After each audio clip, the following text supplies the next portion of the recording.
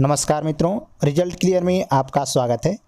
तो मित्रों, आज हम देखेंगे सीटेट जुलाई 2024 के लिए एसएसटी में जो प्रीवियस क्वेश्चन पूछे गए हैं उसके बारे में। तो आज हम जो पेपर का डिस्कस करेंगे मित्रों, जो ऑनलाइन पेपर 21 जनवरी 2022 को हुआ था उसको लिए। तो मित्रों, इस एग्ज़ाम में जो पेपर कथन और कारण से थे वो क्वेश्चन मैं ऑलरेडी करा चुका हूँ। आज हम नेक्स्ट क्वेश्चन देखेंगे। पहला क्वेश्चन है, कंदरिया महादेव मंदिर का निर्माण किस राजवंश द्वारा करवाया गया? ऑप्शन है चोल वंश द्वारा, चंदेल वंश द्वारा, राजपूतों द्वारा, चालुक्यों द्वारा। तो मित्रों, सही उत्तर होगा चंदेल वंश द्वारा। नेक्स्ट क्वेश्चन देखते हैं, मुगल अपने मंगोल वंशी संबद्धता के स्थान पर तैमूर वंशी संबद्धता पर ज़्यादा बल या महत्व देते थे, क्योंकि वे अपने पितृवंशी संबद्धता को महत्व देने चाहते थे। तैमूर वंशियों ने मंगोलों को हराया था। मंगोल उज्बेकों से संबंधित थे। तैमूर वंशज कवियों और चित्रकारों को संरक्षण देते थे। तो मित्रों, जो इसका सही उत्तर होगा ऑप्शन सी, मंगोल उज्बेकों से संबंधित थे। तो मित्रों, जो मंगोल थे वो उज्बेकों से संबंधित होने के कारण वो लाखों व्यक्तियों को मौत के घाट उतार दिए थे। इसलिए जो मुगल वंशज थे वह मंगोल वंशी संबद्धता के स्थान पर तैमूर वंशी संबद्धता पर ज़्यादा बल देते थे। नेक्स्ट क्वेश्चन देखते हैं, मुगलों द्वारा अपने मनसबदारों को अलग अलग परिवेशों से नियुक्त करने का कारण क्या था? पहला ऑप्शन है मनसबदारों और प्रजा में भाषाई रुकावट को कम करने के लिए। दूसरा कह रहा है कि जैसे जैसे साम्राज्य बढ़ा, साम्राज्य के विभिन्न इलाकों से अभिजात वर्गों को सेवा में संयोजित करने के लिए। तीसरा कह रहा है कि विभिन्न क्षेत्रों के लोगों से निष्ठा और सहयोग प्राप्त करना। चौथा कह रहा है कि सबको समाहित करने और सार्वभौमिक भाईचारे के विचार को बढ़ाने के लिए। तो इसका उत्तर सही उत्तर होगा मित्रों ऑप्शन बी, जैसे जैसे साम्राज्य बढ़ा मित्रों, वह साम्राज्य के विभिन्न इलाकों से अभिजात वर्गों को सेवा में संयोजित करने के लिए। तो सही उत्तर होगा ऑप्शन बी। अगला क्वेश्चन कह रहा है कि मथुरा के बारे में निम्न कथनों पर विचार कीजिए। मथुरा यातायात और व्यापार के दोनों मार्गों अर्थात उत्तर से पूर्व और दक्षिण से पश्चिम को जोड़ने की दृष्टि से महत्वपूर्ण था। तो मित्रों, ये हमारा क्या है, कथन गलत है, क्योंकि वह जोड़ने का दृष्टि से महत्वपूर्ण नहीं था मित्रों। मथुरा हालांकि उत्तर से पूर्व जो रास्ता जाता था और दक्षिण से पश्चिम जो यातायात और व्यापार के रास्ते जाते थे उसके किनारे बसा हुआ था, ना कि जोड़ने की दृष्टि से यह महत्वपूर्ण था। तो इसलिए पहला कथन हमारा गलत है। दूसरा कह रहा है कि मथुरा बेहतरीन मूर्तियाँ बनाने का केंद्र था। तो मित्रों, ये हमारा कथन सही है, जो मथुरा था वह बेहतरीन मूर्तियाँ बनाने का केंद्र था। तो सही उत्तर होगा ऑप्शन नंबर 3, ये गलत है और बी सही है। अगला प्रश्न है, महालवाड़ी बंदोबस्त में राजस्व इकट्ठा करने का दायित्व दिया जाता था। तो ऑप्शन है गांव के मुखिया को, जमींदार को, तालुकदार को, रैयत को। तो सही उत्तर होगा मित्रों ऑप्शन ए, गांव के मुखिया को। मित्रों, महाल का अर्थ ही होता है गांव, तो इसलिए जो महालवाड़ी बंदोबस्त था मित्रों उसमें राजस्व इकट्ठा करने के लिए गाँव के मुखिया का दायित्व था। अगला क्वेश्चन कह रहा है मित्रों कि औपनिवेशिक भारत के विषय में दिए गए कथनों पर विचार कीजिए। ऑप्शन ए है अंग्रेजों ने सभी वनों को अपने नियंत्रण में कर लिया। तो मित्रों, जो औपनिवेशिक काल में जो भारत था वह अंग्रेजों ने सभी वनों को अपने नियंत्रण में कर लिया था। तो ये हमारा कथन सही है। दूसरा कथन कह रहा है कि इन वनों में लोगों को झूम की खेती करने या फल इकट्ठा करने और शिकार करने की अनुमति दी थी। तो मित्रों, ये हमारा कथन गलत है, क्योंकि जैसे ही अंग्रेजों ने सभी वनों को अपने नियंत्रण में कर लिया मित्रों, तो इस वनों में झूम की खेती करने या फल इकट्ठा करने या शिकार करने की अनुमति नहीं दी गई थी। तीसरा कथन कह रहा है कि जब लोगों को वनों के भीतर रहने से रोक दिया गया तब वन विभाग को मजदूर प्राप्त करने में कठिनाई हुई। तो ये भी हमारा कथन सही है। तो सही उत्तर होगा मित्रों ऑप्शन नंबर 3, ए और सी सत्य है। अगला प्रश्न देखते हैं, सुधारकों का उनके सुधार आंदोलनों से सही मिलान कीजिए। तो मित्रों, इधर सुधारक हैं और इधर सुधार आंदोलन है। पेरियार अर्थात ई.वी. रामास्वामी ने मित्रों जो चलाया था वो स्वाभिमान आंदोलन चलाया था।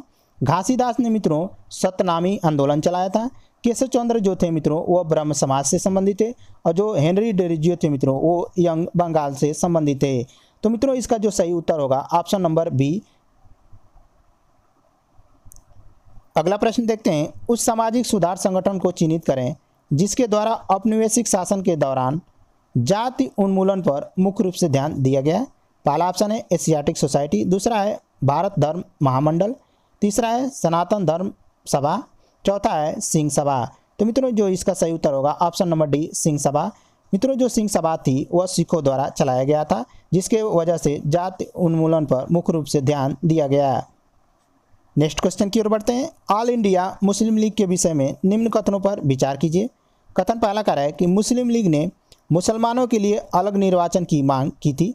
तो मित्रों ये हमारा कथन सही है। मित्रों मुस्लिम लीग जो थी वह मुसलमानों के लिए अलग निर्वाचन पद्धति की मांग की थी। दूसरा कह रहा है कि मुस्लिम लीग ने बंगाल विभाजन का समर्थन किया था। तो ये भी हमारा कथन मित्रों सही है, मुस्लिम लीग ने बंगाल विभाजन का समर्थन किया था। तीसरा कथन कह रहा है कि मुस्लिम लीग की स्थापना 1907 में हुए कांग्रेस विभाजन का मुख्य कारण थी। तो मित्रों जो मुस्लिम लीग थी उसकी स्थापना 1907 में नहीं हुई थी, 1906 में हुआ था, इसलिए हमारा कथन नंबर तीसरा गलत है। तो सही उत्तर होगा ए और बी। तो सही उत्तर होगा ऑप्शन नंबर 3। अगला प्रश्न है, भारत का संविधान लागू किया गया 26 जनवरी 1949, 26 जनवरी 1950, 26 जनवरी 1951, 26 जनवरी 1952। तो सही उत्तर होगा मित्रों 26 जनवरी 1950। नेक्स्ट क्वेश्चन देखते हैं। निम्नलिखित में से कौन सा पुराने बलित पर्वत का उदाहरण है? ऑप्शन है Vosges, Himalaya, Ural, mount Kilimanjaro. तो सही उत्तर होगा मित्रों ऑप्शन नंबर सी यूराल। अगला प्रश्न देखते हैं। अक्षांश के संदर्भ में कौन सा कथन सही है? कथन पहला कह रहा है मित्रों कि अक्षांश एक काल्पनिक वृत्ताकार रेखा है जिसकी त्रिज्या विविध है। तो मित्रों जो अक्षांश रेखाएं होती हैं वो काल्पनिक और एक वृत्त का निर्माण करती हैं और इनकी त्रिज्या भूमध्य रेखा से जैसे जैसे ध्रुवों की तरफ बढ़ते हैं मित्रों तो वह कम होती जाती है। तो ये हमारा कथन सही है।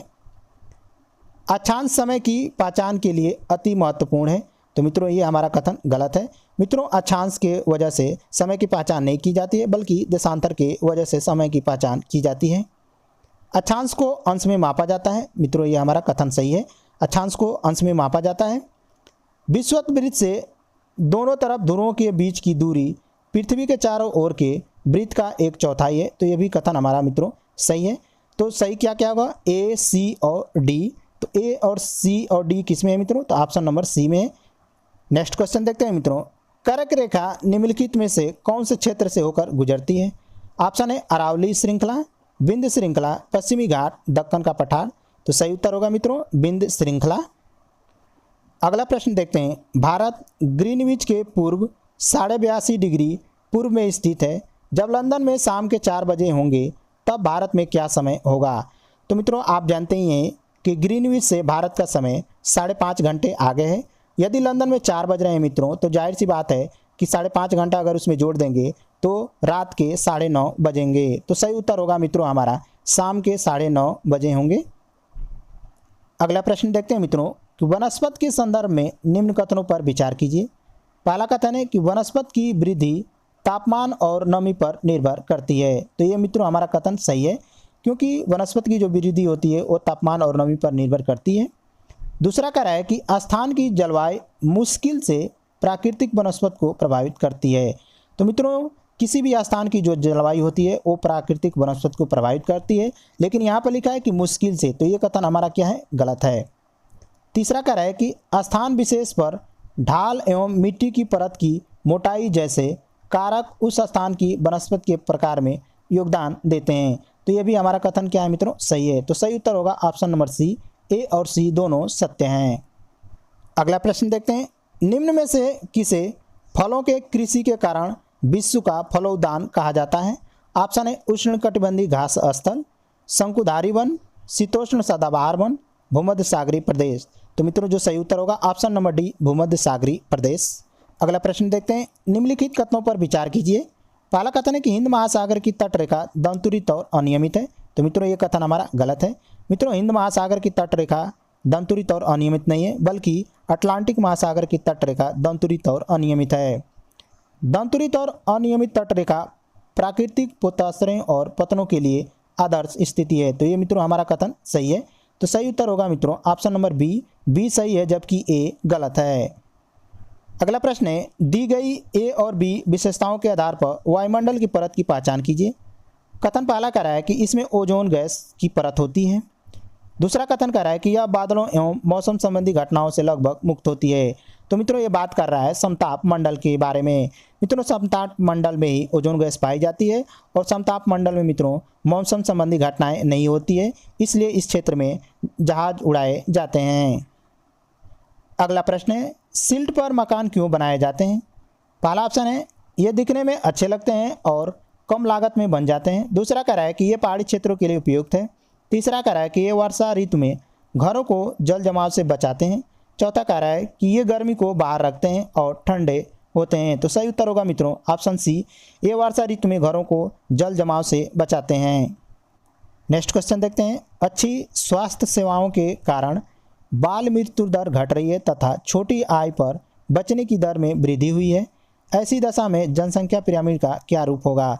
तो मित्रों जब स्वास्थ्य सेवाएं पहले अच्छी नहीं थी तो बहुत ज़्यादा बाल मृत्यु दर हो जाती थी, लेकिन अब अच्छी स्वास्थ्य सेवाओं के कारण मित्रों बाल मृत्यु दर घट गई है तथा छोटी आय पर बचने की जो दर है उसमें काफ़ी वृद्धि हो गई है। तो इसका ऑप्शन पहला दिया है मित्रों कि आधार पर चौड़ा होगा। तो जाहिर सी बात है मित्रों कि जब बाल मृत्यु दर कम होगी तो जनसंख्या में वृद्धि होगी, जिसकी वजह से आधार पर यह चौड़ा होगा। युवा आयु वर्ग में चौड़ा होगा, तो मित्रों जो पिरामिड होगा वो अभी युवा आयु वर्ग में चौड़ा होगा, ये भी हमारा कथन सही है। तीसरा कह रहा है कि उल्टा त्रिभुजाकार होगा, तो ये मित्रों हमारा गलत है। तो सही क्या क्या हो रहा है, पहला और दूसरा। तो सही उत्तर होगा ऑप्शन ए, 1 और 2 दोनों सही हैं। अगला प्रश्न है, गहन कृषि के संदर्भ में निम्न कथनों पर विचार कीजिए। पहला कथन है कि यह सघन जनसंख्या वाले क्षेत्र में प्रचलित है। तो मित्रों ये हमारा क्या है, कथन सही है। जो गहन कृषि होती है मित्रों यह सघन जनसंख्या वाले क्षेत्र में प्रचलित होती है। दूसरा कथन है इनमें विस्तृत कृषि क्षेत्र और ज़्यादा पूंजी का उपयोग होता है, जो ये बिल्कुल गलत है मित्रों। तीसरा कह रहा है कि वर्ष भर विभिन्न फसलें उगाई जाती है, तो ये मित्रों हमारा सही है। गहन कृषि में वर्ष भर विभिन्न फसलें उगाई जाती है। चौथा कह रहा है कि यह भारी वर्षा क्षेत्रों में प्रचलित है, जो बिल्कुल गलत है। तो सही क्या क्या है मित्रों, ए और सी। तो ए और सी देख लीजिए ऑप्शन नंबर 1 में है। नेक्स्ट क्वेश्चन देखते हैं, ईसा मसीह के 12 धर्म प्रचारक शिष्यों में से किस संत को भारत में ईसाई धर्म लाने का श्रेय दिया जाता है? ऑप्शन है saint Peter, saint Paul, saint Francis, saint Thomas. तो सही उत्तर होगा मित्रों option D, saint Thomas. Next question देखते हैं, किस सरकार को आमतौर पर प्रतिनिधि के रूप में जाना जाता है? पहला ऑप्शन है एकतंत्री, राजतंत्र, लोकतंत्र और लेसेस फेयर। तो सही उत्तर होगा मित्रों लोकतंत्र। मित्रों जो लोकतांत्रिक सरकार होती है उसमें जो व्यक्ति होते हैं वो अपने प्रतिनिधि को चुनकर भेजते हैं, इसलिए लोकतांत्रिक सरकार को प्रतिनिधि के रूप में भी जाना जाता है। अगला प्रश्न देखते हैं, जब संविधान में केंद्र और राज्यों के बीच विधायी शक्तियों के विभाजन की रूपरेखा स्पष्ट की गई हो तो उस शासन प्रणाली को क्या कहा जाता है? ऑप्शन है संसदीय शासन प्रणाली, संघीय, अध्यक्षीय, लोकतांत्रिक। तो मित्रों उसको कहा जाता है संघीय शासन प्रणाली। नेक्स्ट क्वेश्चन देखते हैं, 19वीं शताब्दी की समाज सुधारक और महिला अधिकार कार्यकर्ता रामाबाई को पंडिता की उपाधि क्यों दी गई थी? पहला ऑप्शन है उनकी शादी एक ब्राह्मण परिवार में हुई थी, तो ये मित्रों गलत है। उन्होंने एक पुरोहित बनकर पुणे में एक मंदिर की स्थापना की थी, इसकी वजह से मित्रों पंडिता की उपाधि इनको नहीं दी गई थी। तीसरा कह रहा है कि वह एक ऐसी महिला शिक्षाविद थी जो पुरुषों को शिक्षा देती थी, तो इनके कारण भी मित्रों इनको पंडिता की उपाधि नहीं दी गई थी। सही उत्तर होगा ऑप्शन डी, वह संस्कृत पढ़ और लिख सकती थी जिसके वजह से इनको पंडिता की उपाधि दी गई थी। तो ये तो मित्रों थे जो प्रीवियस ईयर क्वेश्चन आए थे उसके बारे में। मिलते हैं अगले वीडियो में, तब तक के लिए नमस्कार।